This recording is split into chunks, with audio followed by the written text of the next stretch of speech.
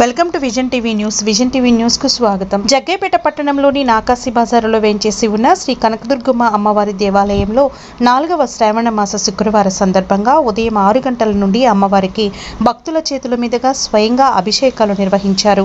అనంతరం సామూహిక వరలక్ష్మి వ్రతం నిర్వహించారు. ఈ కార్యక్రమంలో అర్చకులు, ఆలయ కమిటీ పాల్గొన్నారు. జగ్గేపేటలోని శ్రీ ముత్యాలమ్మ అమ్మవారి వీధిలో వెలసిన శ్రీ ముత్యాలమ్మ అమ్మవారి దేవాలయంలో శ్రావణ మాసం 4వ శుక్రవారం నాడు మహిళలు, బాలికలు ప్రత్యేకించి శ్రీ వరలక్ష్మి కుంకుమ పూజలు జరిపించారు. ఈ కార్యక్రమానికి 50 మంది మహిళలు, బాలికలు విచ్చేసి అమ్మవారి కృపా కటాక్షం పొందారు. పూజా సామాగ్రి దేవాలయంలో ఉచితంగా ఇవ్వడంతో భక్తులు వేలాదిగా విచ్చేసి అమ్మవారి కృపా కటాక్షాలు పొందారు. శ్రావణ మాసం చివరి శుక్రవారం సందర్భంగా అమ్మవారికి సామూహిక కుంకుమ అర్చన నిర్వహించారు. ఆలయ అర్చకులు సాంబయ్య పర్యవేక్షణలో ఈ కార్యక్రమం జరిగింది.